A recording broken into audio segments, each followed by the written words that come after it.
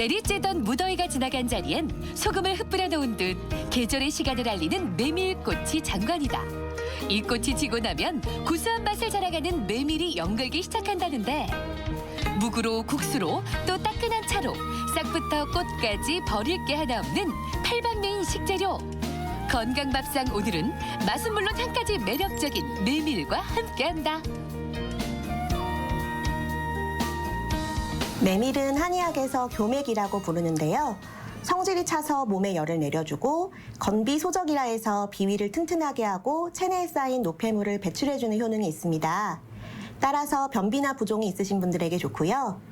영양학적으로는 혈관 건강에 도움이 되는 루틴을 함유하고 있어서 고혈압 예방에 도움을 주고 단백질과 비타민 함량도 많아서 건강에 도움이 됩니다.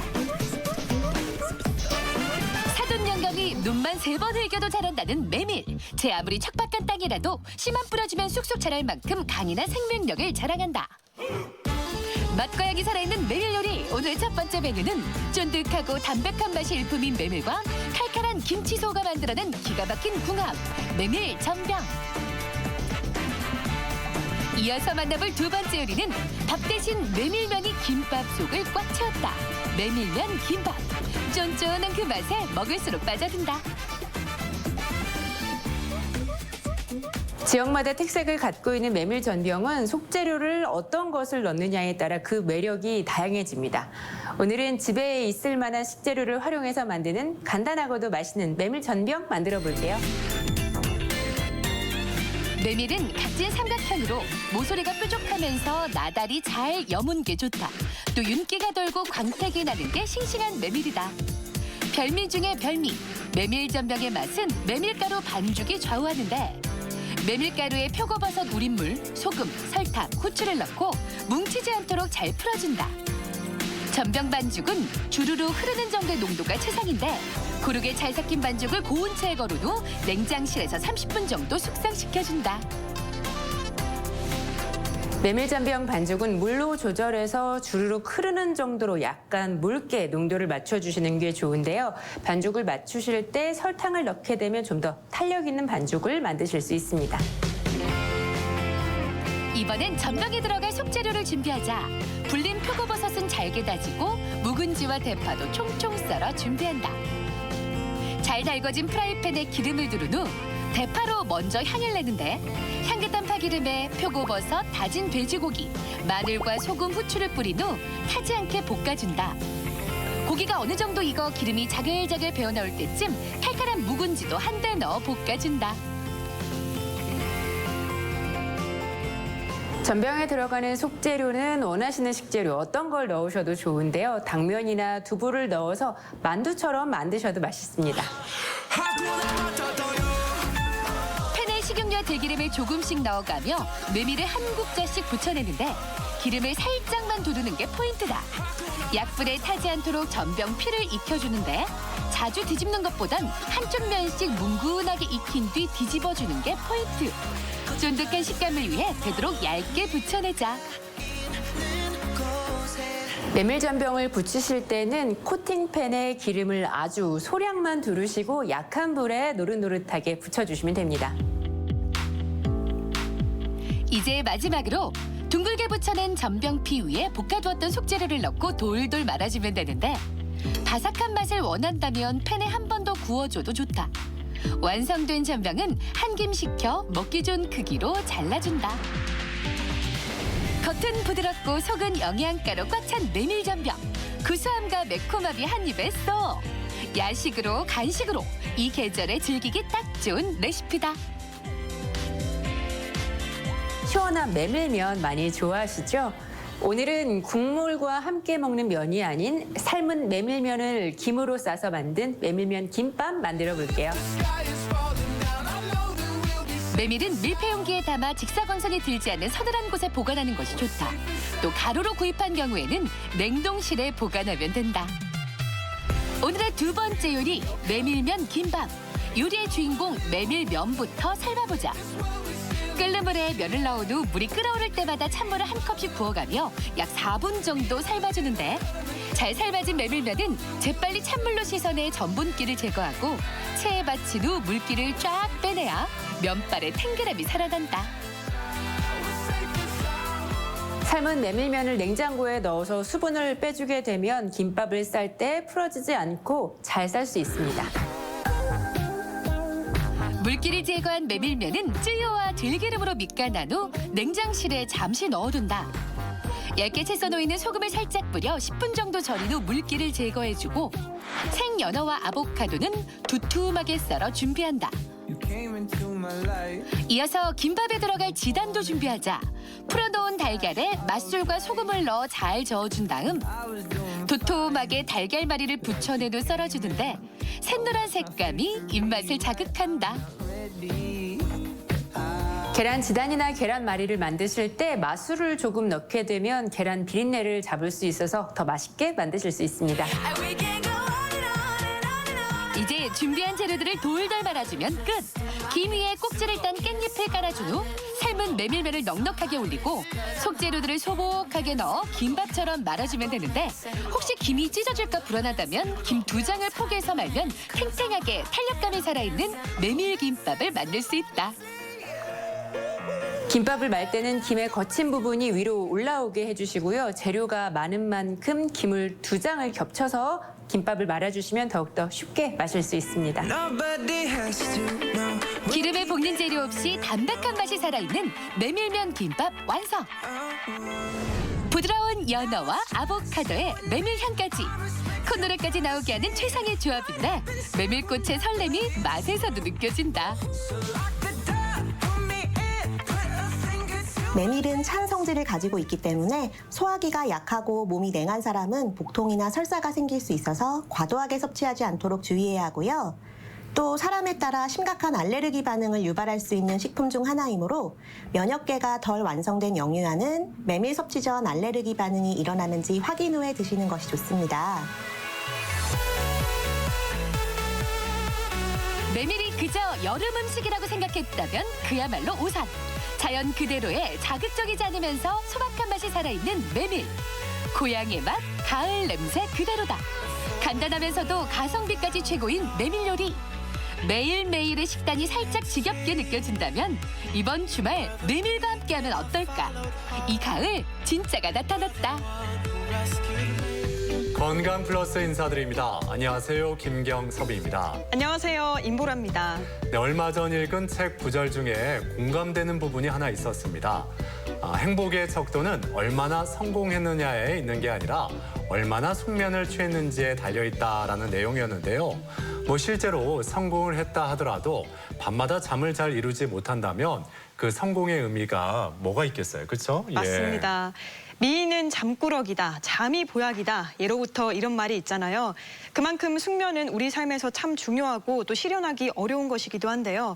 그런데 이 숙면을 방해하는 음식이 있다는 거 알고 계셨나요? 먼저 이 탄산음료의 경우 커피처럼 카페인이 많이 들어있기 때문에 잠을 자기 전에 먹는 건 좋지가 않고요. 또 치즈도 그 안에 교감신경을 활성화시키는 티라민이라는 성분이 들어있어서 숙면을 방해할 수 있다고 합니다. 그렇습니다.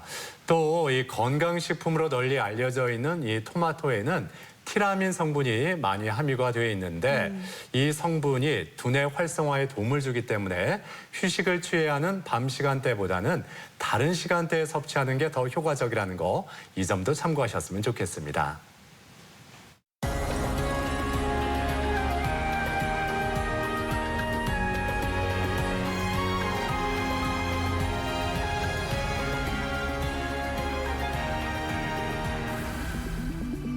단순히 피곤함이 원인이라고 생각하기 쉬운 코골이.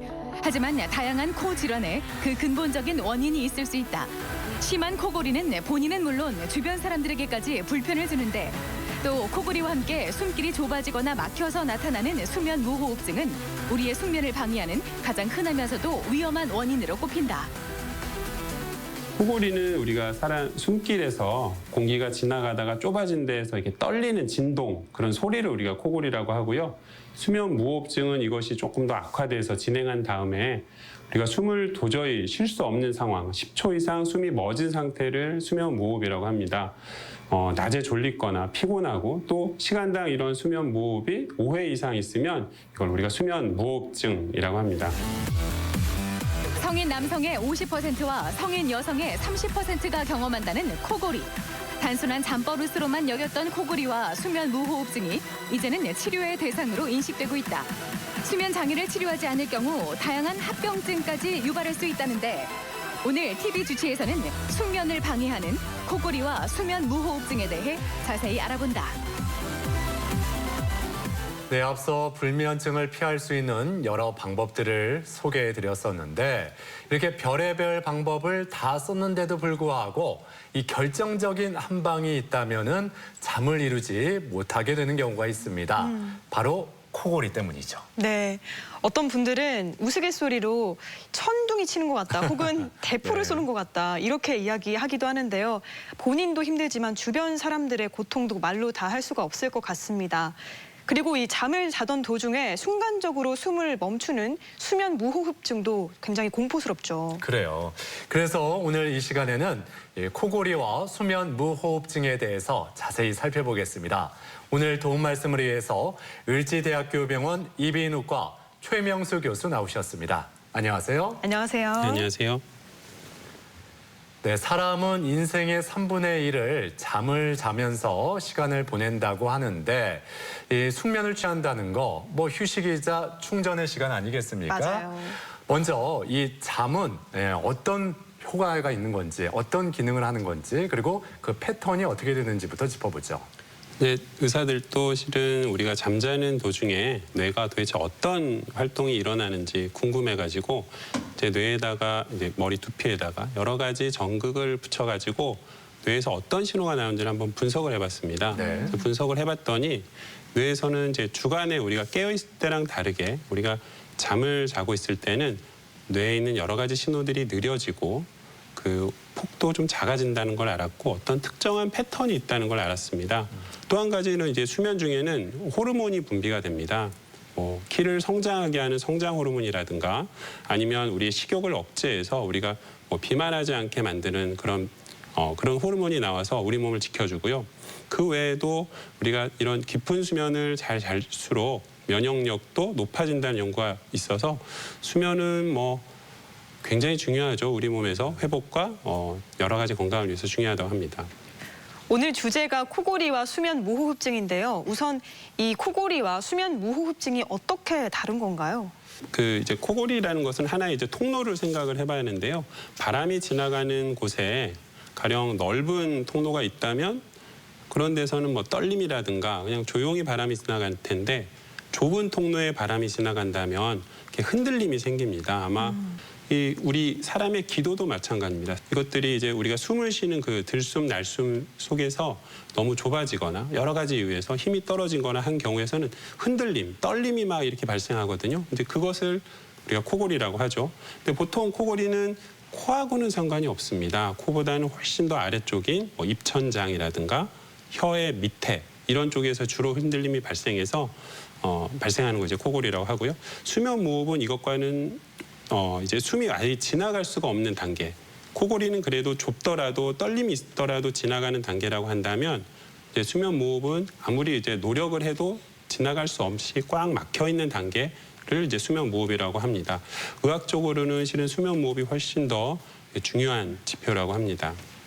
자, 그런가 하면은 수면 중에 나타나는 저호흡도 있다고 들었는데 이건 어떻게 다른 걸까요? 그러니까 보통 이제 무호흡은 뭐 한 번쯤 뭐 매스컴이나 이렇게 들어봐서 아셨겠지만 저호흡이라는 것도 꽤 중요한 지표입니다. 저호흡이라는 것은 의학적으로는 30% 이상 평소 호흡량보다 떨어지는 상태에다가 그다음에 우리가 측정한 산소가 3% 이상 저하됐거나 아니면 뇌파상 미세한 각성이 동반됐을 경우에 우리가 저호흡이라고 합니다.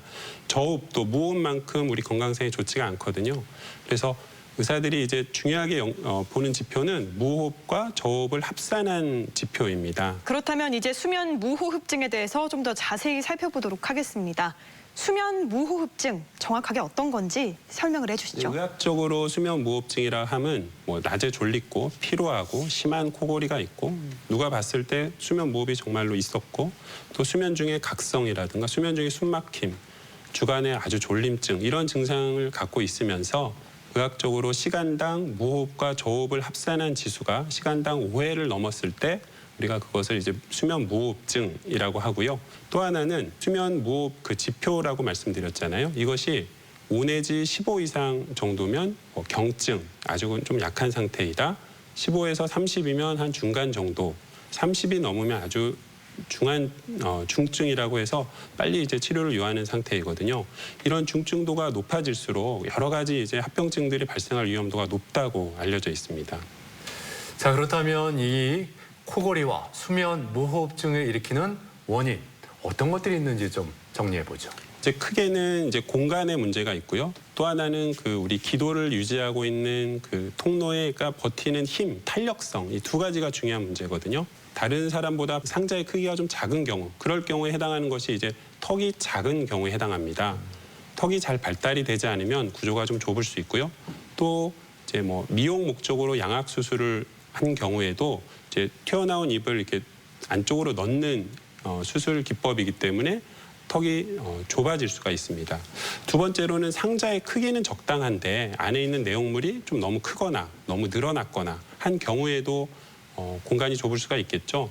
그럴 경우에 해당하는 것이 제일 흔한 거는 비만입니다. 뭐 목 둘레가 살이 많이 쪘다든가 혀가 생각보다는 좀 너무 크거나 아니면 편도가 옆에 있는 편도가 너무 돌출되어 있거나 커져 있거나 이런 경우도 해당되고요. 마지막으로 이제 기도의 탄력성인데요. 아무래도 나이가 드시면 이게 약간 더 처지고 무너지는 경우가 많이 있거든요. 또 하나는 이제 술입니다. 술이나 신경 안정제도 근육의 힘을 떨어뜨리게 할 수 있습니다. 그다음에 입을 벌리고 가끔 주무시는 분들이 있으세요. 만약에 우리가 이렇게 입을 벌려버리게 되면 그 근육의 힘이 떨어집니다, 상당히. 그래서 이런 것도 중요한 원인이 되겠습니다. 제가 듣기로는 또 코골이와 수면 무호흡증이 남성에게 더 많이 나타난다고 들어왔는데 실제로 성별, 연령대별로 차이가 있는 건가요? 예, 최근 질병관리본부에서 이렇게 발표한 통계에 따르면은 성인 남성의 한 27%, 성인 여성의 16%에서는 수면 무호흡증이 있다고 보고가 된 적이 있고요. 또 나이가 들면서 앞서 말씀드린 이유처럼 기도의 그런 탄력성이 나이가 들수록 좀 떨어지거든요. 그래서 나이가 들수록 그런 발생률은 높아진다고 알려져 있습니다. 그리고 이 수면 무호흡증 옆에서 이렇게 좀 가만히 지켜보면은 이 코를 골거나 아니면 입으로 푸푸 숨을 내쉬다가 어느 순간 아무 소리도 들리지 않으면 이거 수면 무호흡증인 것 같다 이렇게 생각하기가 있는데 실제로 이 수면 무호흡증이 있을 때 수면 패턴이 어떻게 되는지도 궁금합니다. 그러니까 한번 자는 모습을 한번 보시면 코 고시는 분들 옆에서 보시면 보통 사람들은 자려면 한 10분 정도는 걸리거든요. 근데 이제 코골이가 심하거나 무호흡이 있으신 분들은 그냥 머리에 대자마자 바로 주무십니다. 바로 주무시자마자 또 바로 코를 골고 코를 골다 보면 어느 순간에는 이렇게 숨이 딱 멈춰 있는 그런 상태도 보이고요. 그러다가 이제 그게 한 30초, 1분 정도 지나면 갑자기 뭐 푹 한번 숨을 이렇게 내쉰다든가 그러면서 고개를 돌린다든가 하면서 이제 깨죠. 그게 바로 이제 각성입니다. 수면 중 미세하게 깨는 겁니다. 수면이 이어지고 더 깊이 들어가는 것이 아니라 수면이 그 순간에 탁 차단돼서 다시 처음으로 돌아가는 그런 상태고요. 우리가 잔다는 것은 기본적으로 몸이 휴식하는 거니까 근육도 다 조금 늘어지는 형태가 되는데 이런 수면 무호흡 환자에서 무호흡까지 발생하면 이제 우리가 충분히 산소를 얻을 수가 없어서 저산소증에 빠지게 됩니다. 저산소증에 빠지게 되면 뇌에서는 이제 위험하니까 빨리 깨웁니다. 이제 일어나. 그래서 잠을 깨우게 돼서 아까 같은 그런 현상이 발생되죠. 또 깨어났다 하더라도 환자분들은 이미 잠도 부족하고 더 깊은 잠에 막 들어가고 싶기 때문에 그 깨어나도 금방 또 다시 잠에 빠집니다. 이런 것들이 계속 악순환적으로 이렇게 돌아가기 때문에 수면 무호흡이 거기서 참 벗어나기가 쉽지 않은 것 같습니다. 자, 수면 무호흡으로 인해서 잠에서 깨고 또 다시 잠들고 이런 패턴이 계속 반복되다 보면 체내에 산소도 부족할 수 있을 것 같은데요. 이런 경우에 다양한 증상들이 나타나지 않을까요? 그렇죠. 이제 수면 무호흡으로 인해서 두 가지가 되게 중요한 요소가 있는데요. 하나는 이제 호흡을 통해서 우리가 산소를 공급받지 않습니까? 근데 산소가 충분히 공급받지 못하니까 1번은 저산소증에 빠지게 되고요. 두 번째는 우리가 뇌에서 수면을 깨워버리는 그런 각성. 이 두 가지 문제가 각각 독립적인 축으로 우리의 건강을 해치게 되는데 저산소증이 먼저 생기면 우리 심장은 이제 그걸 보완을 해야죠. 산소가 부족하니까 혈액 속에 혈액을 조금 더 빨리 보내기 위해서 심장은 더 빨리 움직인다든가. 그래서 결국은 혈관, 심혈관 계통에 뭐 고혈압이나 여러 가지 합병증을 발생할 수 있고요. 두 번째는 잦은 각성은 수면이 깨진다는 것은 깊이 있는 수면을 자지 못한다는 것은 우리가 수면을 통해서 얻을 수 있는 회복, 뭐 여러 가지 인지 능력 향상 이런 것들이 깨지기 때문에 낮에 졸리고 피로하고 인지 능력이 떨어지고 우울해지고 결국은 삶의 질을 또 악화시키거든요. 뭐 말씀대로 수면 무호흡증이 있으면은 피곤해서 무기력증이 나타날 수가 있는데 이 수면 무호흡증이 위험한 이유 좀 더 자세히 좀 짚어주시죠. 그래서 한 연구에 따르면 교통사고, 수면 무호흡증을 갖고 있으면 교통사고의 위험률이 한 5에서 한 7배 정도 증가한다. 또 수면 무호흡증이 있는 분들은 직장이라든가 뭐 회사, 아니 학교에서 아무래도 집중력, 인지 능력이 떨어지기 때문에 뭐 직무 능력이 좀 저하된다고 돼 있고요. 어린 아이들 같은 경우에는 아무래도 성장력도 좀 성장도 안 될 수 있고 얼굴 안면 발달 이런 것도 떨어질 수 있죠. 또 하나는 이제 이게 뇌혈관이 막히거나 뇌혈관이 뭐 터진다는 이런 뇌졸중 이런 무서운 질환이 한 2배에서 4배까지 발생률이 높아진다고 돼 있고요. 심장에서도 뭐 고혈압이 3배 이상 증가한다.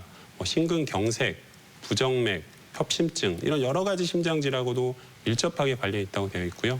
뭐 만성 폐질환이라든가 천식 같은 질환을 악화시킬 수도 있습니다. 또 남성 같은 경우에서는 이런 것들 혈액순환 장애로 인해서 성기능 장애 이런 것도 악화시킨다고 나와 있습니다. 대전 MBC 건강플러스 오늘은 코골이와 수면 무호흡증에 대해서 알아보고 있는데요. 이번에는 병원에 직접 찾아가서 환자들을 만나보고 진단법과 치료법을 살펴보겠습니다. 화면으로 만나보시죠. 수면 중 10초 이상 숨이 멈추는 상태가 반복되는 수면 무호흡증. 수면 무호흡증은 수면의 질을 떨어뜨릴 뿐 아니라 생명까지 위협하는 위험한 질환이다. 우리나라 40세 이상 성인 4명 가운데 1명은 습관적인 코골이와 무호흡을 경험하고 있는 것으로 나타나는데 이로 인해 주간 졸림증이나 피로감, 두통 등을 호소하는 환자가 늘고 있다. 환자분 코골이가 얼마나 심하다고 하던가요? 옆에서 못 잘 정도의 사람들이 옆에서 못 자고. 네, 못 자고 저도 이제 뭐 자다가 제 코골이에 놀래서 깨요. 자주 깨는 편이죠. 자고 나면 낮에는 어떠셨어요? 되게 피곤하고 저 자고 일어나면 깊은 잠을 못 자서 좀 멍한 느낌? 이 코골이나 무호흡 심한 사람들은 이 기억력이라든가 뭐 집중력 이런 거 떨어지거든요. 어떠셔요? 요즘 뭐 메모 안 하면은 약속 같은 거를 거의 잊어버릴 정도예요. 코골이를 앓고 있는 경우 배우자나 가족 등 주변 사람들에게 피해를 주기도 하지만 사실 가장 큰 피해를 입는 사람은 바로 자기 자신이다. 코골이와 수면 무호흡증은 편안한 수면을 방해해 일상생활을 하는 데 있어 반복적인 악영향을 미친다. 이 환자분은 아침에 두통도 심하고 늘 피로하고 늘 졸리고 이래 기억력도 좀 떨어지고 이래서 상당히 수면 무호흡증이 의심되고요. 이런 환자들 꼭 필요한 검사는 이제 수면 다운 검사라고 해서 병원에서 하룻밤 뭐 뇌파라든가 뭐 심장과 폐를 정밀하게 검사하는 그런 검사가 필요합니다. 해서 만약에 이제 무호흡 지수라든가 이런 수면 무호흡이 심하게 나오면요, 우리가 모든 환자가 다 수술할 수 있는 건 아니고요. 가령 이렇게 숨 쉬는 기도에 탄력성이 떨어진 환자는 양압기 치료가 첫 번째로 고려할 치료입니다. 수면 무호흡증의 치료에는 행동요법과 양압기 치료, 구강내 장치 및 수술 치료가 있다. 코골이와 수면 무호흡증이 국민 건강에 심각한 영향을 끼치는 것으로 판단되면서 2018년부터 수면 다원 검사와 양압기 치료가 건강보험 항목으로 적용되고 있다. 수술 후 코막힘이나 코골이는 좀 어떠세요? 처음에보다 훨씬 좋아져도 코도 안 골아요. 코도 안 골아요? 네. 네.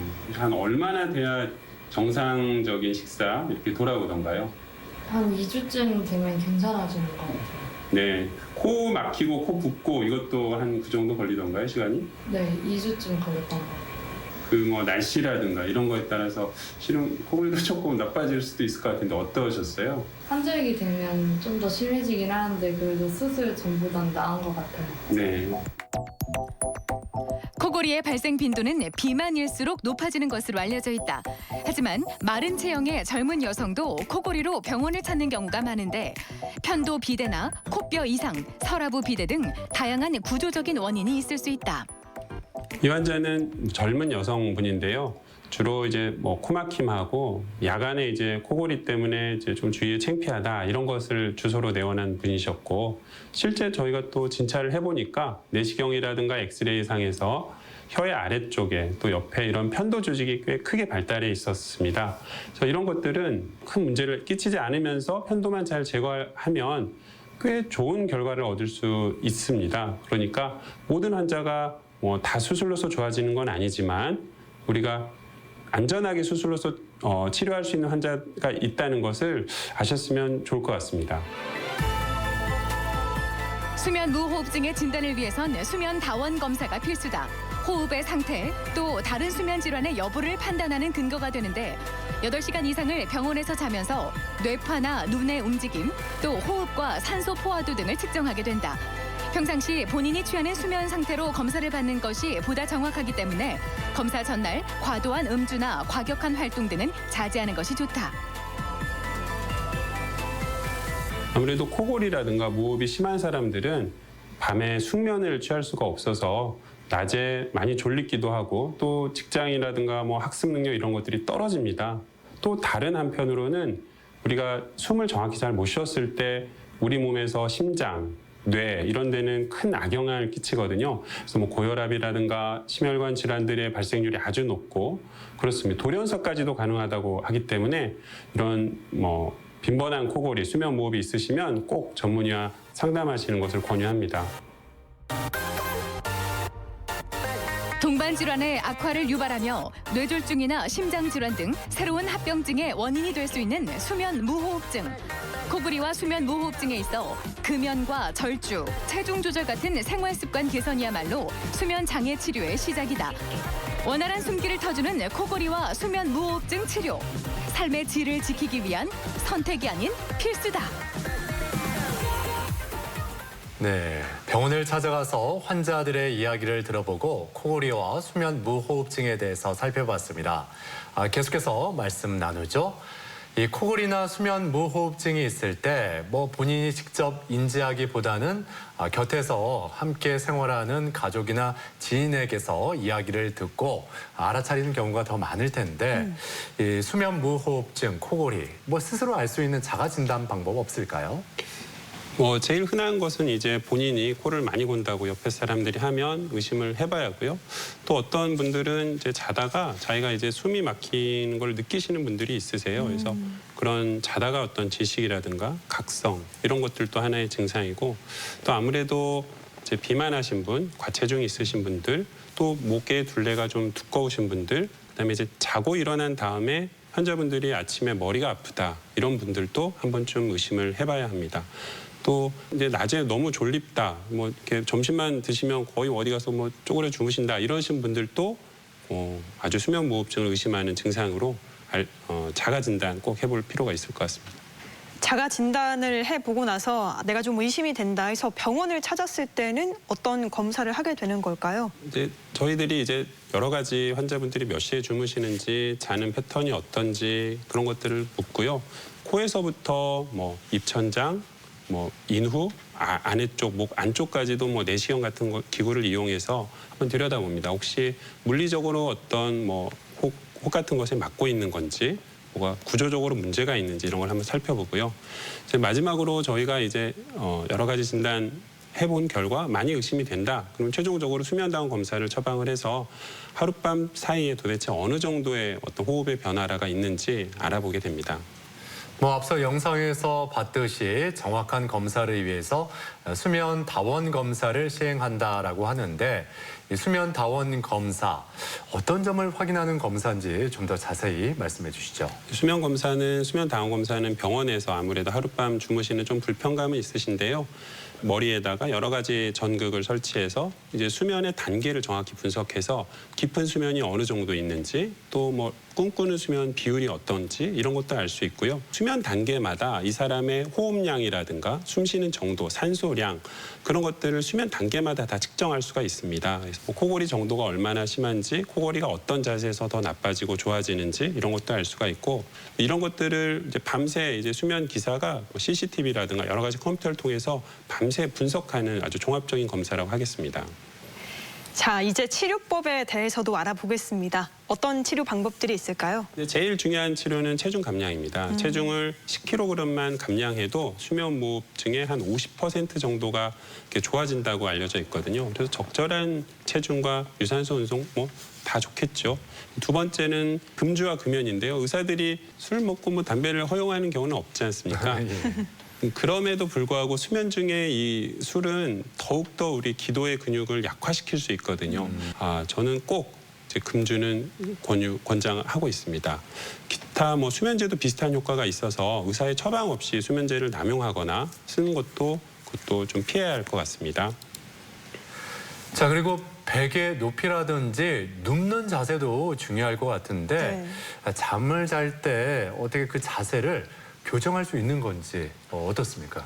아마 이제 코골이가 심하신 경우는 알아서 이렇게 옆으로서 돌아서 눕는 경우도 있고 여러 가지 자세를 취하시는 환자분들도 꽤 있습니다. 그래서 아무래도 우리 사람 몸이 등을 대고 반드시 눕는 자세가 기도가 쉽게 막힐 수 있는 자세거든요. 불리한 자세입니다. 그래서 옆으로 돌아 눕게 도와주는 그런 여기 그림에서 보이는 벨트 같은 걸 차고 주무시면 등을 대고 누울 수 없거든요. 아무리 처음에 환자분이 옆으로 눕는다고 해도 잠을 자는 도중에는 다시 이게 반드시 눕는 경우가 있어요. 그래서 이런 벨트를 착용하는 것도 도움이 되고요. 또 하나는 외국의 한 연구에서 우리가 반드시 자는 거랑 아니면 상체를 조금 이렇게 세우고 주무시는 걸 한번 비교를 해봤습니다. 아무래도 상체를 30-40도 세우고 주무셨을 때가 기도가 더 열려 있고 더 넓다는 것이 알려져 있어서 상체를 세우고 주무시는 것도 도움이 됩니다. 그리고 또 수면 무호흡증 치료 방법 중에 구강내 장치라는 게 있던데 이것도 효과가 좋은가요? 혹시 이제 우리가 뭐 물에 빠졌거나 아니면 응급 환자를 구조할 때 턱을 이제 의료인들은 이렇게 잡아당기거든요. 턱을 잡아당기면 기도가 열립니다. 그래서 턱이라는 것이 이제 숨 쉬는 길에 굉장히 중요한 포인트인데요. 이 구강내 장치는 턱을 앞으로 좀 당긴 채로 고정하는 장치입니다. 앞쪽으로 당겨서 고정하기 때문에 기도를 열어주는 효과가 있고, 하지만 모든 환자한테 다 쓸 수 있는 건 아니고요. 경증의 단순 코골이나 아니면 경증의 수면 무호흡에는 효과가 있다고 돼 있지만 중간 이상의 수면 무호흡증에는 크게는 효과가 없다고 돼 있습니다. 또 하나는 이제 턱 관절이 좀 안 좋으시거나 치아가 흔들리거나 그러신 분들도 착용에는 조금 어려움이 있을 수 있습니다. 이 수면 무호흡증 치료법에 대해서 알아보고 있는데, 수면 무호흡증에 치료하면은 뭐 저도 그렇지만 많은 분들이 양압기를 먼저 떠올리지 않을까 싶거든요. 이 양압기에 대해서도 좀 짚어보죠. 이제 양압기는 이제 수면 무호흡증 치료의 이제 표준 방식인데, 표준 치료법이 이제 양압기입니다. 과거에는 이제 코골이 하면 이제 많은 의사들이 수술을 먼저 떠올렸었거든요. 근데 지난 한 30년간의 시간을 의사들이 다시 되돌아보니까 수술로서 좋아진 경우는 한 30-40%? 그걸 넘지를 못했습니다. 그럼 대부분 거기에 나머진 60이나 70%는 여전히 수면 무호흡증에 시달리고 있거든요. 근데 양압기라는 치료를 착용만 잘 하시면 치료율은 90% 이상이 넘습니다. 양압기의 원리는 우리가 말씀드린 뭐 입천장이든 편도든 혀든 이렇게 막히고 좁아진 부위를 바람의 압력으로 여기를 뚫어주는 거, 펴주는 거거든요. 그러니까 양압기 치료는 잘만 착용하시면 뭐 효과는 아주 높은데 여러 가지 조금 착용하는데 불편함이 있죠.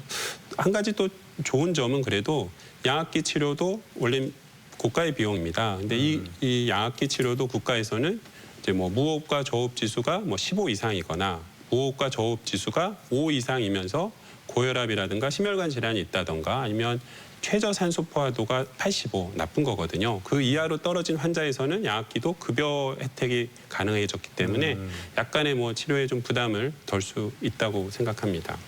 근데 그 양압기의 착용 모습만 보면은 인공호흡기를 하고 있는 것 같아서 아니 밤마다 어떻게 저거를 착용하고 잠을 잘까? 오히려 잠을 더 못 잘 것 같다라는 생각이 드는데 양압기 치료의 불편함 분명 있을 수 있죠. 네, 맞습니다. 이게 말씀해 주신 것처럼 그거를 끼면 내가 더 정말 중증 환자 같다라고 느끼시면서 되게 속상해하는 분들 꽤 많거든요. 근데 그럼에도 불구하고 그래서 양압기를 아무나 처방하는 건 아니고요.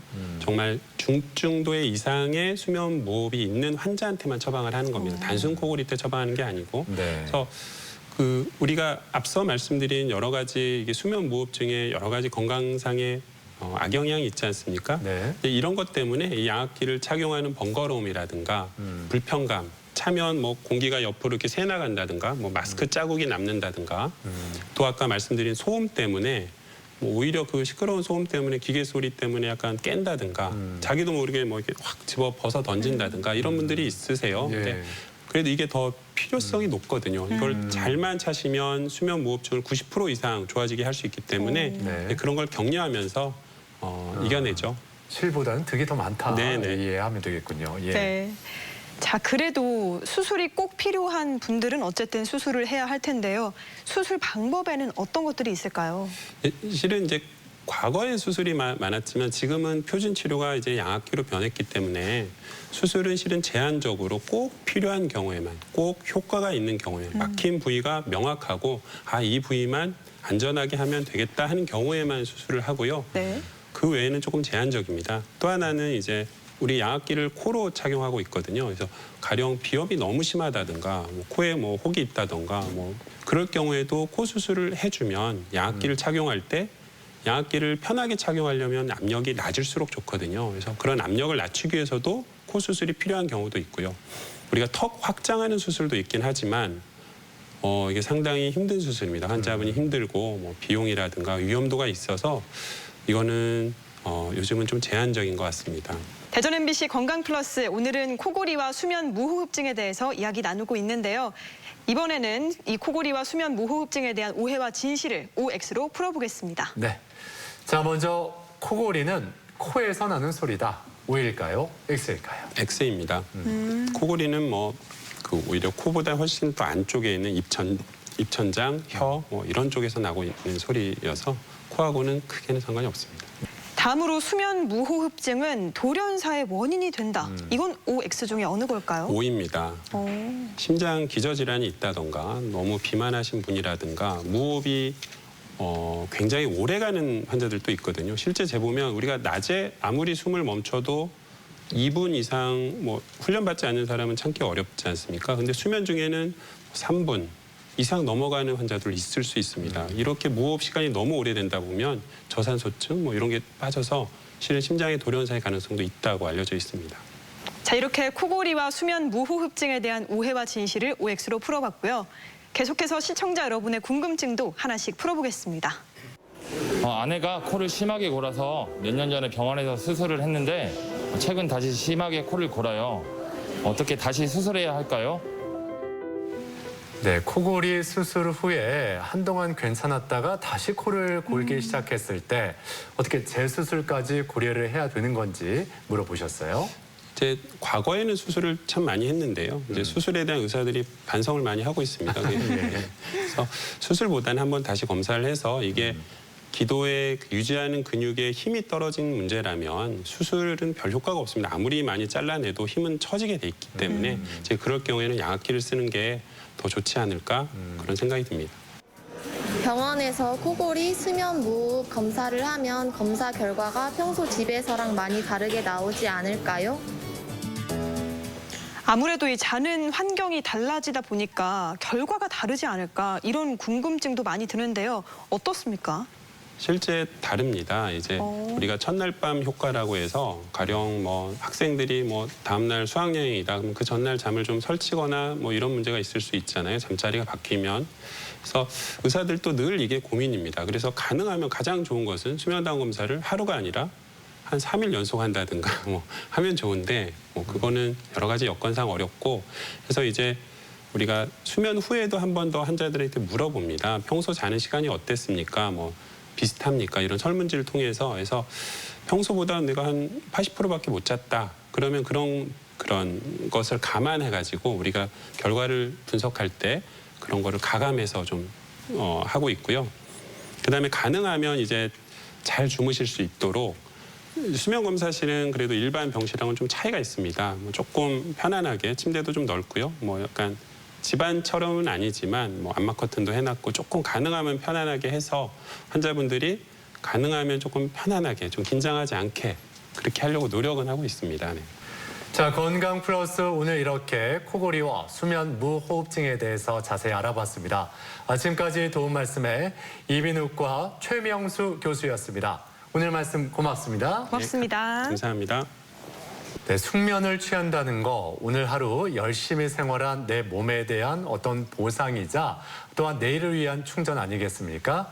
이 코골이와 수면 무호흡증이 있다면 내 건강뿐만 아니라 내 주변 사람들에게도 영향을 끼칠 수 있으니까 조금이라도 좀 의심 증세가 있다면은 정확한 진단과 검사를 통해서 치료를 받으셨으면 좋겠습니다. 네, 삶의 질을 떨어뜨리는 건 물론이고 또 성인병의 전조 증상이라고 불릴 만큼 유발되는 합병증이 굉장히 많습니다.